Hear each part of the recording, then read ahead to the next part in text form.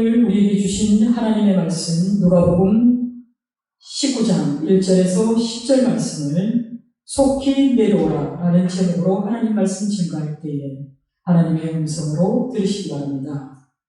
예배의 자리에 나오신 사랑하는 성도 여러분을 주님의 이름으로 환영합니다. 하나님께서 하늘문을 여시고 우리의 예배를 받으시고 또 말씀 가운데 그 충만한 가운데 변화된 삶을 살고자 다짐하는 여러분들에게 한없는 은혜와 또 한없는 평강을 더해 주실 줄 믿습니다.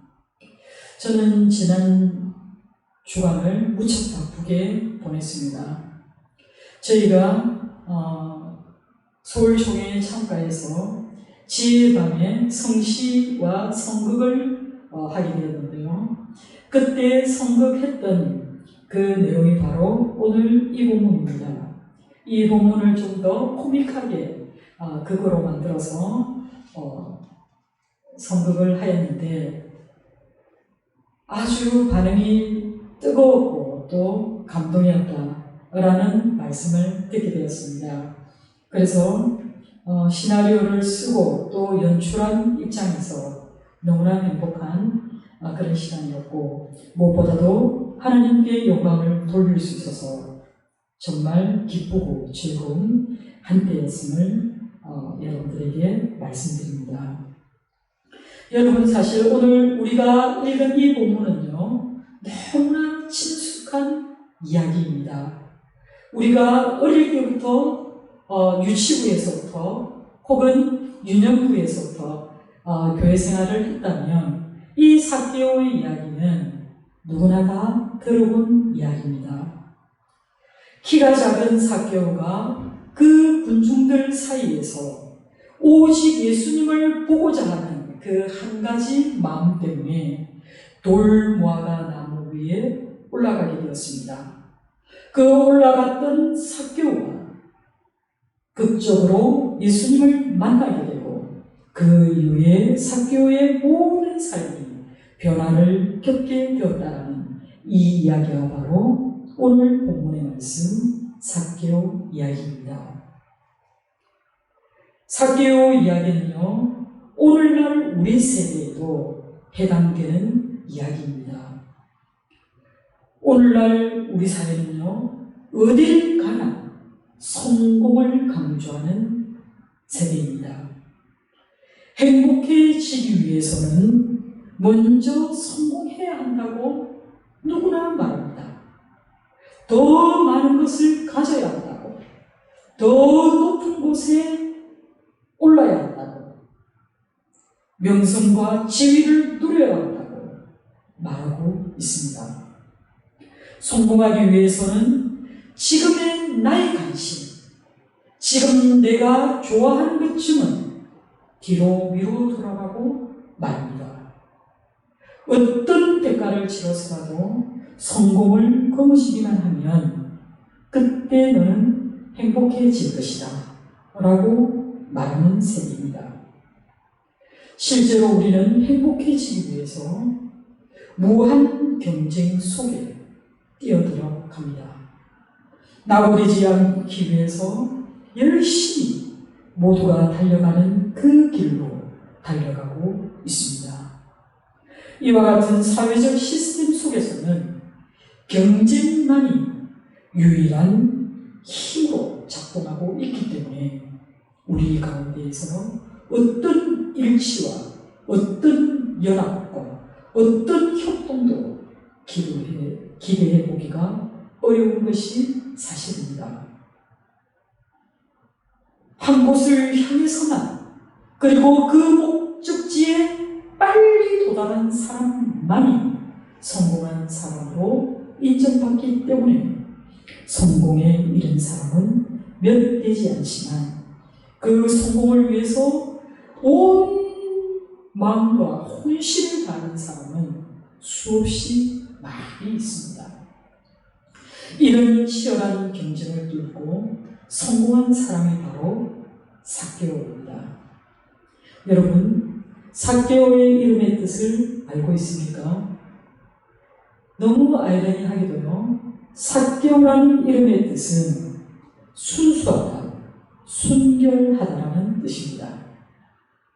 삭개오의 부모는 그 아이가 태어났을 때 이 아이가 이 혼탁하고 그리고 또 이 어그러진 세상에서 정말 내 아이만큼은 순수하게, 순결하게 하나님 앞에 살기를 원했던 것 같습니다. 그러나 부모님의 바램과는 달리 삭개오는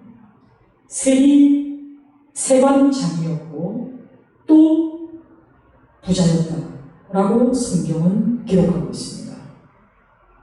예수님 당시를 생각해 보면요, 그 당시는 이스라엘이 로마의 속국이었습니다. 로마 정부가 그 속국들에게 세금을 걷어들이는 방법은 간단했습니다. 각 개인에게 누진세나 직접세나 간접세를 매겨서 세금을 걷어들인 것이 아닙니다. 이 로마 정부는 팔레스타인 그 지역에 너희는 이만큼의 세금을 내라 라고 그 전체 금액을 정해주면은 그 세관장은 자신의 고난 아래서 자신이 관할하고 있는 그 지역 사람들에게 알아서 세금을 거둬들였습니다.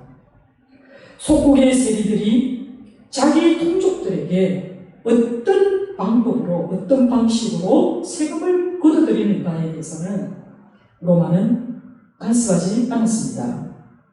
그렇기 때문에 세리들은 로마 정부가 요구한 그 금액만큼만 상납하면 되는 것입니다. 그래서 그들은 상납하고 남은 돈은 자기들이 얼마든지 자기의 몫으로 취할 수 있었던 것입니다. 여러분 한번 생각해 보십시오. 그 암울했던 현실 속에 정말 너무나 가난했던 그 숱한 백성들의 심 가운데 그 와중에서도 세리들 중에는 부자가 많이 있었다라고 말합니다. 이 말은 결국 무엇을 말합니까?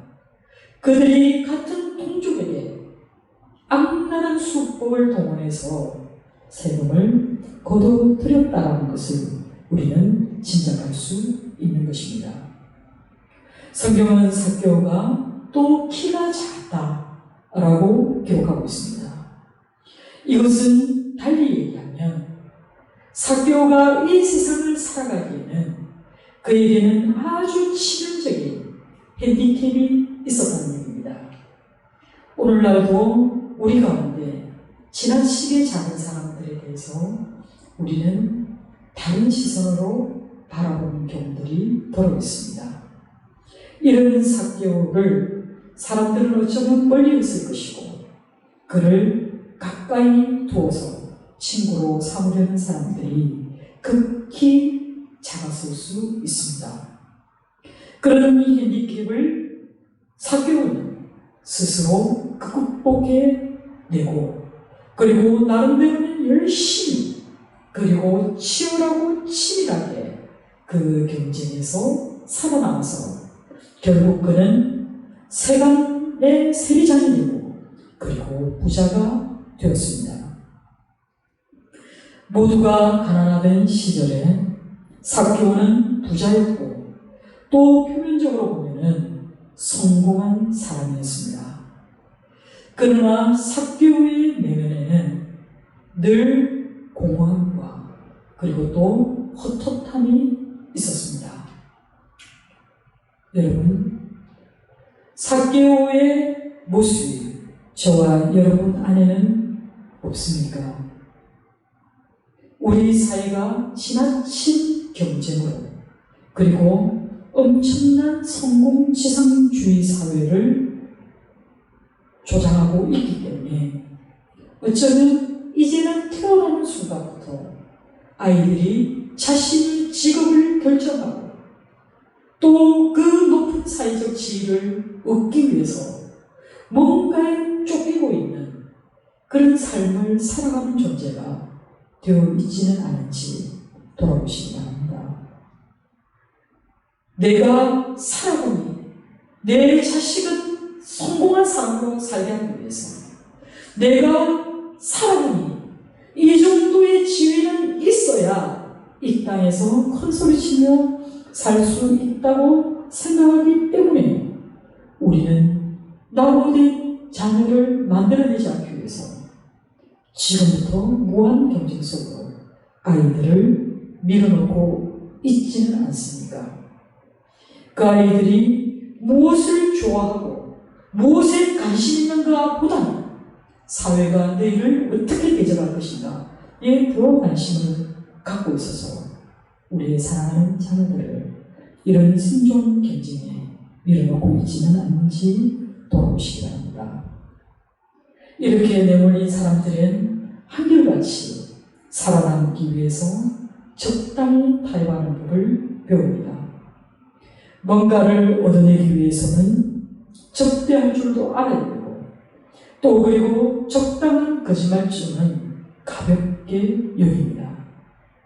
내가 승진하기 위해서는, 내가 어떤 사업의 계약을 따내기 위해서는 내가 적당히 과장하고 또 자신의 능력을 부풀리기도 하고 때로는 다른 사람의 성과를 가로채기도 합니다. 거짓으로 소리를 꾸밀고 또 남의 관심을 돌리기 위해서 또 과장된 말과 몸짓을 하기도 합니다. 불공정하다는 것을 이미 알면서도 우리는 자족하며 이렇게 말합니다. 세상이 다 그렇지 뭐, 내만 이런 게 아닌데 라면서 우리는 스스로를 합리화시키고 그리고 불의한 세상에 은근슬쩍 동조함으로써 이러한 사회적 모순을 고착화시키는 일에 일조하고 있다는 것입니다. 이뿐만이 아닙니다. 적당히 사회적으로 혹은 경제적으로 자신의 능력을 인정받는 사람들은 내가 내 힘으로 여기까지 왔는데 예수가 왜 필요하고 하나님을 믿을 필요가 있는가? 내게 꼭 신을 믿어야 할 이유가 있기나 한가? 라고 반문하기도 합니다. 또 어떤 사람은 내가 지금껏 그냥저냥 잘 살아왔는데 이 나이에 굳이 신을 찾는다는 것이 오히려 더 구차한 일이 아닌가? 라고 생각하기도 합니다. 또 어떤 사람은 주말이면 가족들과 혹은 지인들과 혹은 가까이 있는 한 사람들과 함께 그 주말을 즐겁게 보고 싶은데 산으로 가든 영화관을 가든 혹은 평소에 하고 싶었던 그 일들을 하며 살아야 하는데 교회를 가는 것이 오히려 불편하지 않을까 생각하여서 선뜻 교회로 혹은 예수님께로 나아오는 것을 주저하는 사람들이 많이 있습니다. 그러면서도 우리 내면은 내가 내 인생을 이만큼 살았으면 잘 살았다 라는 마음이 있는가 하면 또 다른 내 마음의 한편에서는 정말 내가 이렇게 살려고 이 땅에 왔을까? 정말 인생이라는 것이 이렇게 헛되고 헛될 것뿐인가? 라며 내 마음의 두 가지의 소리에 그 치열한 목소리에 괴로워할 때도 있습니다. 인간은 다른 동물들과 달리 영혼을 가진 존재입니다. 그리고 우리 내면에서는 뭔가에 대한 끊임없는 그런 갈망이 있는 존재들입니다.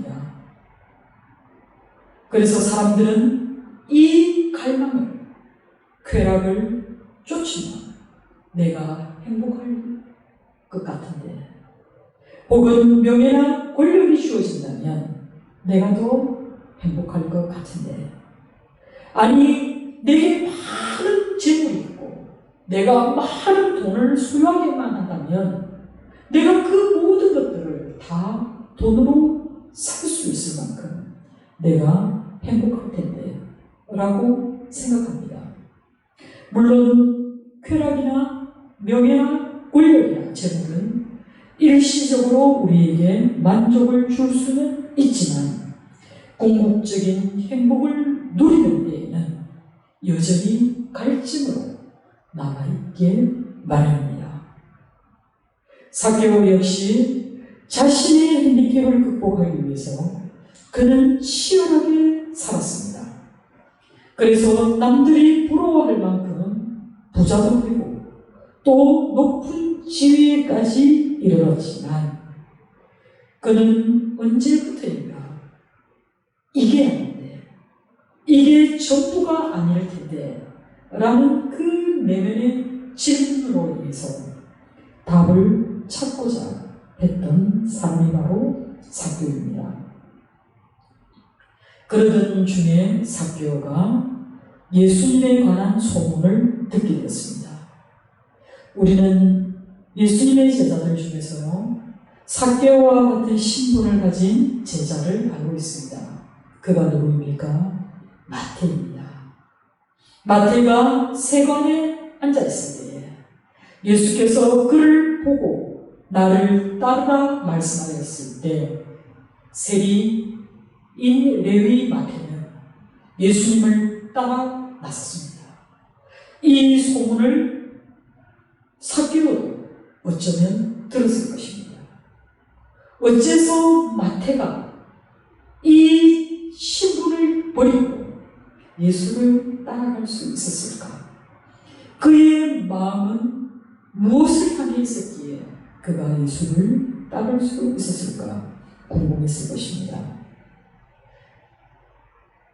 삭개오 역시 혹시 나도 예수님을 만나게 된다면 내 마음의 이 헛헛함을, 그리고 나의 이 공허하기 짝이 없는 이 삶의 문제가 해결되지 않을까라는 기대감으로 그는 살았습니다. 그런데 바로 그 예수, 모든 사람들이 열광하며 그를 추종하고 따르는 그 예수가 오늘 바로 자기 동네 여리고를 지나가는 소문을 듣게 되었을 때 삭개오 역시 기대감에 그가 오시는 길로 달려 나갔습니다. 멀리서 걸어오시는 예수님을 바라볼 때 예수께서 많은 군중들에 의해서 휩싸여 있는 모습을 보게 됩니다. 군중들 중에는 정말 호기심만으로 예수를 만나러 온 사람들이 대부분이었습니다. 그들 가운데 정말 잔뜩 어깨에 힘이 들어가서 예수님에게 다가오는 사람들을 밀쳐가며 그의 길을 또 준비하는 그런 제자들의 모습도 보았을 것입니다. 그러나 지나치게 키가 작았던 삭개오는 예수님이 그에게로 가까이 다가올수록 예수님의 모습을 볼 수 없었습니다. 그래서 그가 택한 것은 그가 높은 지위가 있음에도 그의 나이고 체력이고 다 던져두고 그가 택한 것은 바로 돌감람나무 위로 올라가서 예수를 바라보는 것이었습니다.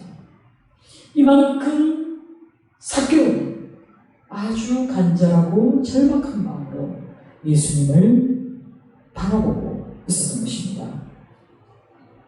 많은 사람들이 호기심으로 예수께 나왔다면 삭개오는 내가 이분을 만난다면, 이분이 나에게 무슨 말씀이라도 하신다면 내가 변화되어서 새로운 삶을 않을까라는 그 뜨거운 열망으로 내가 반드시 예수를 만나리라라는 마음으로 그가 돌 무화과 나무 위로 올라갔다는 것입니다. 사실 오늘날 사람들도요, 예수에 대해서 많은 관심을 가지고 있는 것은 사실입니다. 그들이 예수에 대해서, 기독교에 대해서 관심을 갖는 이유는 내가 알고 있는 그 누군가가 예수를 믿고 난 이후에 혹은 교회에 나가고 난 뒤에 이 사람이 많이 바뀌었다는 겁니다. 그 전에 그렇지 못했던 사람이 너무나 다른 사람의 모습으로 새로운 삶을 살아가는 것을 보게 되었을 때 사람들은 예수와 그리고 교회에 대한 관심을 갖게 됩니다. 물론 반대의 경우도 있습니다. 예수를 믿는다는 사람들이 전혀 변화된 삶의 흔적을 찾아볼 수 없는, 오히려 세상 사람들보다 더 못한 경우를 보게 될 때 그들은 예수님 자체를 싫어합니다. 교회 자체를 그들은 증오합니다. 예수님을 믿는다는 사람들, 예수를 따른다고 말하는 사람들이 그들의 말처럼 그들이 고상한 삶을 살아내지 못하고 말과 그리고 행동이 전혀 다른 모습을 보이고 있을 때 사람들은 그들의 믿음 때문에 오히려 하나님을 찾으려는 사람들이 그 사람이 그림돌이 되어서 발길을 돌리게 됩니다. 그리고 교회를 찾는 일에 있어서 망설이게 됩니다.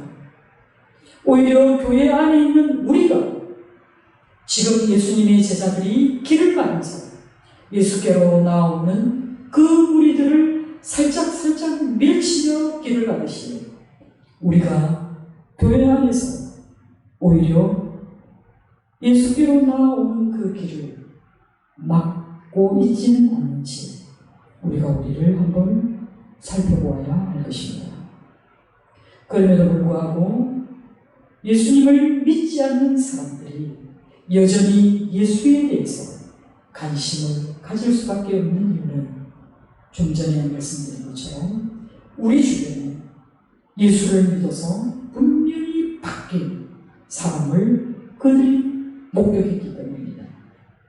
그래서 그들 역시도 나 역시 내 삶도 이렇게 허무한 인생 가운데서 새로운 의미 있는 삶을 찾을 수 있지 않을까 하여 예수를 찾게 되는 것입니다. 여기서 우리가 한 가지 또 생각해 보아야 할 것은요, 바로 돌 무화과 나무입니다. 돌 무화과 나무는요, 여리고를 중심으로 해서 그 요단 평야 그 밀밭 사이에서 흔히 발견되는 나무가 바로 돌 무화과 나무입니다.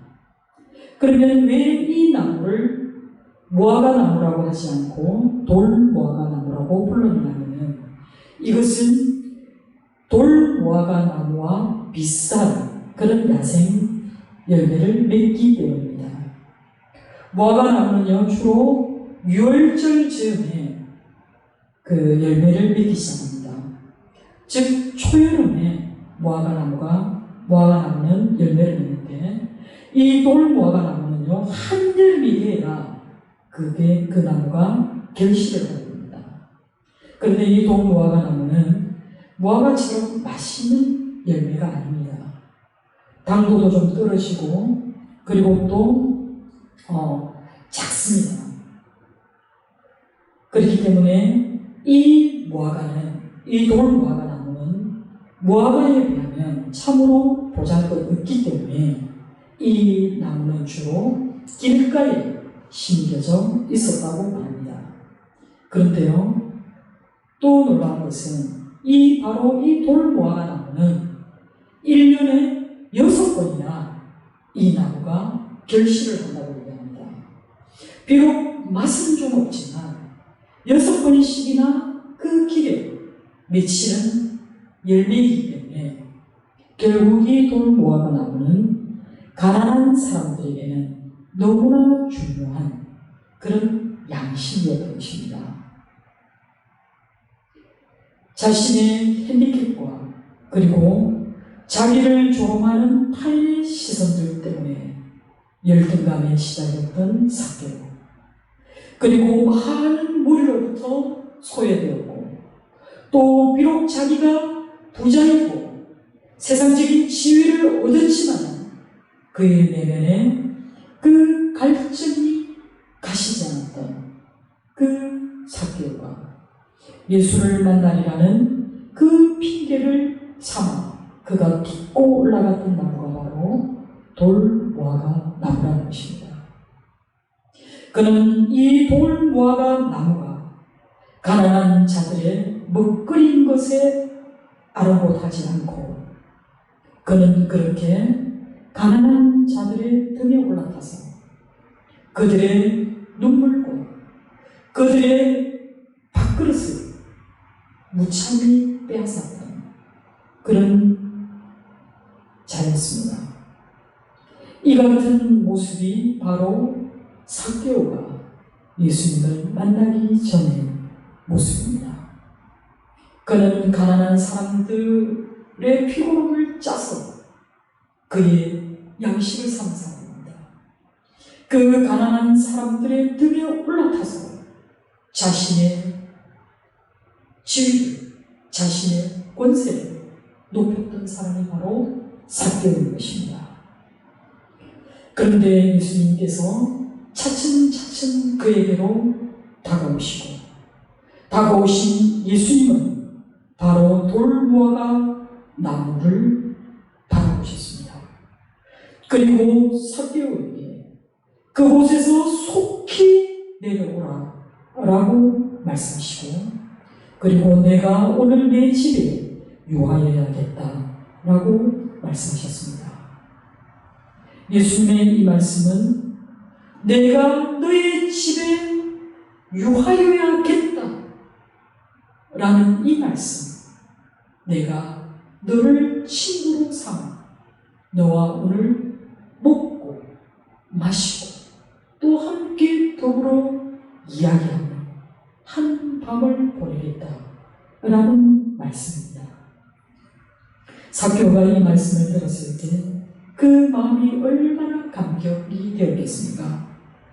정말로 삭개오를 사람으로 보지 않았다, 동족의 피고름을 짜먹는 그런 사람으로만 손가락질하던 그 사람으로 삭개오를 취급한 것이 아니라 그와 함께 먹고 마시고 잠을 자겠다라고 말씀하시는 그 주님의 말씀을 들었을 때 그가 속히 네가 딛고 서 있는 그 모든 것으로부터 이제 내려오라 라고 하였을 때 삭개오는 급히 내려왔다고 기록되어 있습니다.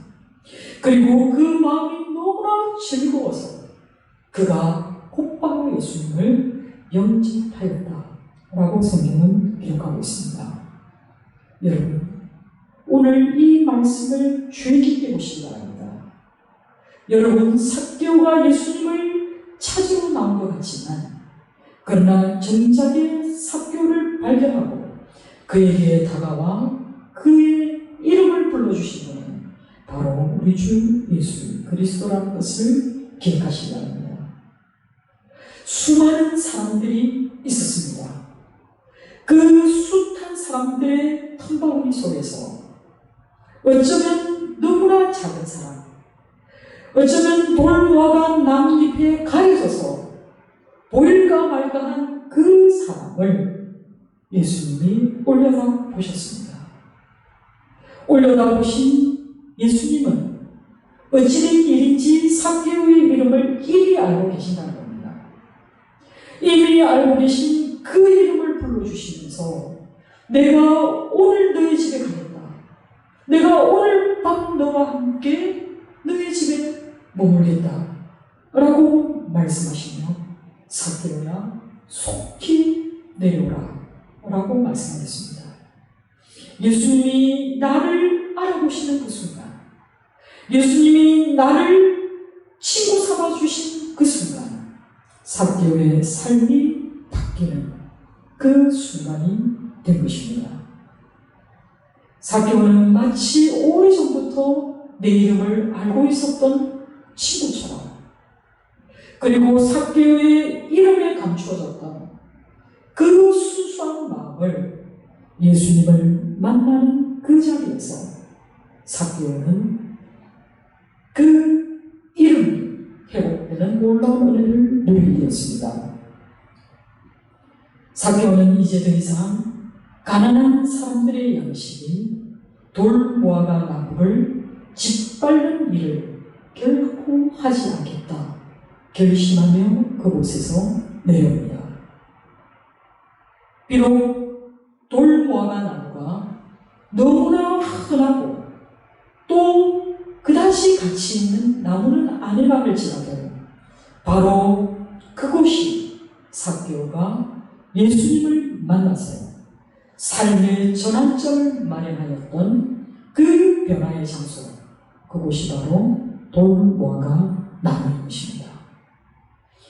주님의 부르심에 즉시 반응하여 속히 내려옴으로써 그 갈급했던 사귑의 마음과 그리고 그의 무너졌던 그의 모든 영성이 회복되고 새로운 삶을 시작하게 되었습니다.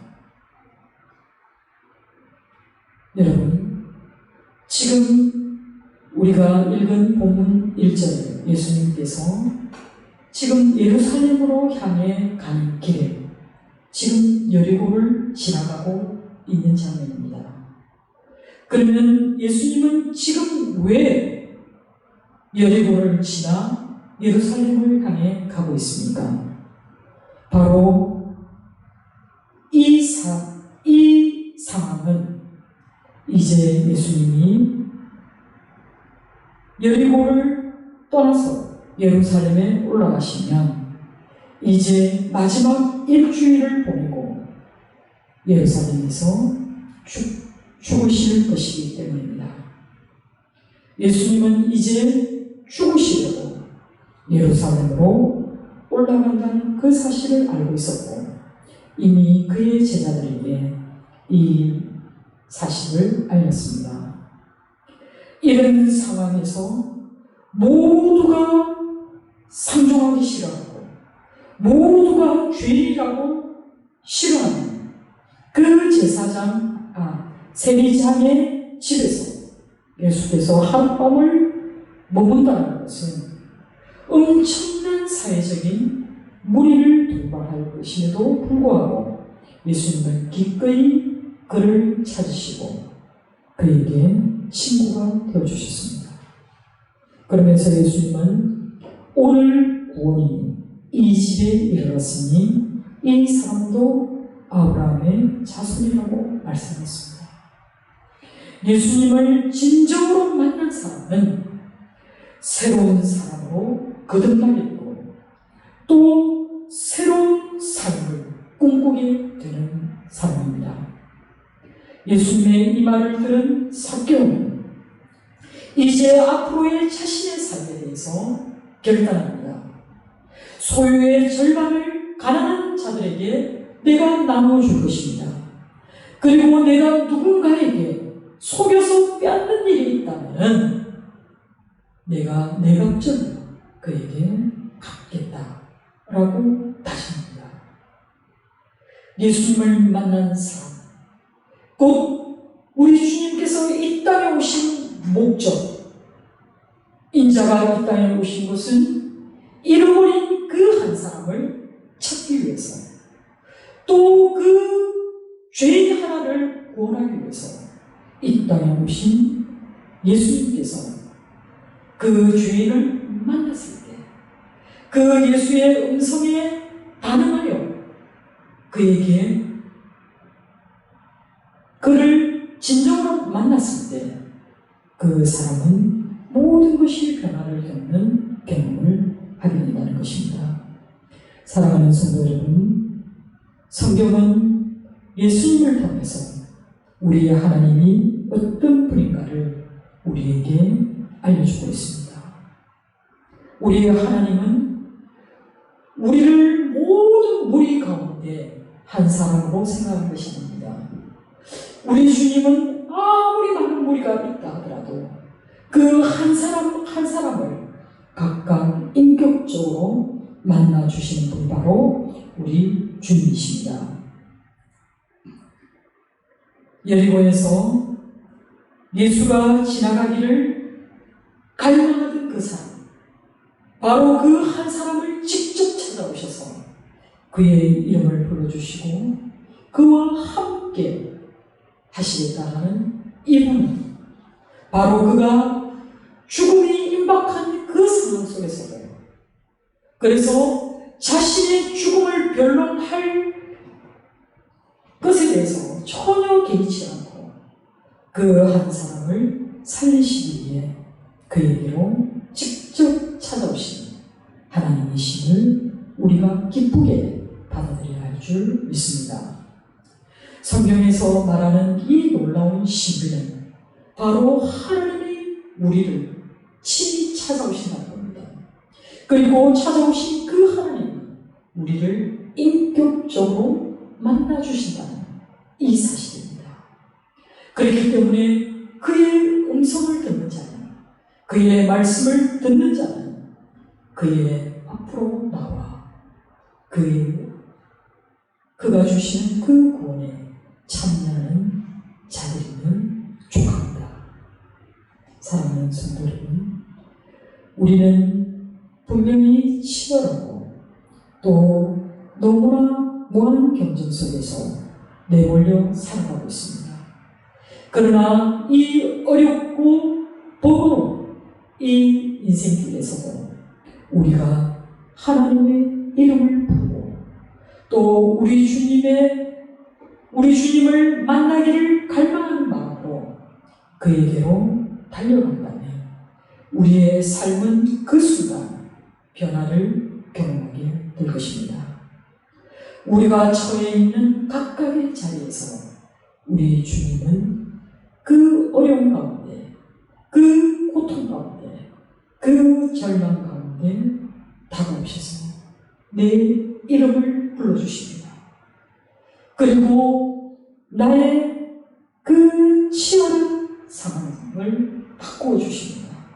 변화시켜 주십니다. 내가 너를 사랑하기 때문에, 내가 목숨까지 아끼지 않고 너를 사랑하기 때문에 내가 오늘 너를 만나러 이곳까지 왔다. 내가 죄인들과 함께 먹고 마시고 유하는 것은 내가 너희 같은 죄인들을 구원하기 위하여 이 땅에 왔다 라는 것을 우리에게 친히 가르쳐주기 위함입니다.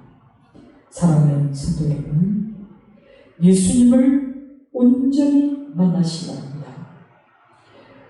우리 주님을 온전히 만난 사람만이 그 삶의 의미를 찾아가게 됩니다. 그리고 자신의 삶에 하늘의 소망을 담아낼 수 있습니다.